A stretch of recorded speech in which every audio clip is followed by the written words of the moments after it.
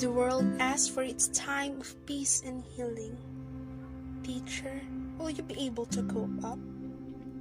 You're listening to Makers They Can Last first podcast episode about career in the midst of pandemic.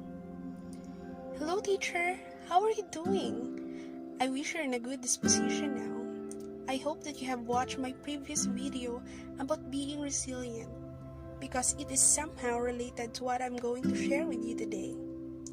Let us talk about how to fit in these times of new normal teaching. What are the factors you need to let go and what's to retain? What attitude should you embrace in dealing this new reality in education? Being put under this crisis will really make you feel anxious of what will happen next. Am I going to continue teaching despite of these new schemes of education? Am I able to meet the learners' individualized interests and needs virtually? How am I going to deal with parents who's also overwhelmed like me?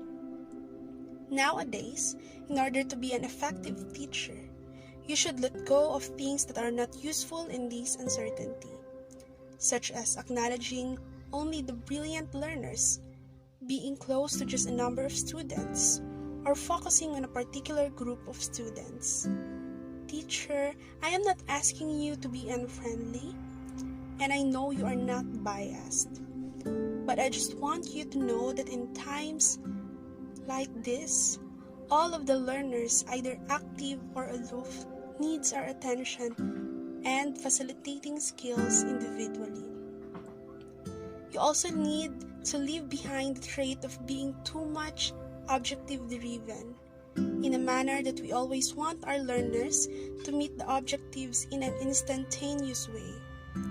According to a teacher vlogger in her channel called That's Why, our learners may experience difficulty in grasping the lessons virtually because of these technological navigation barriers that may add up to their cognitive loads.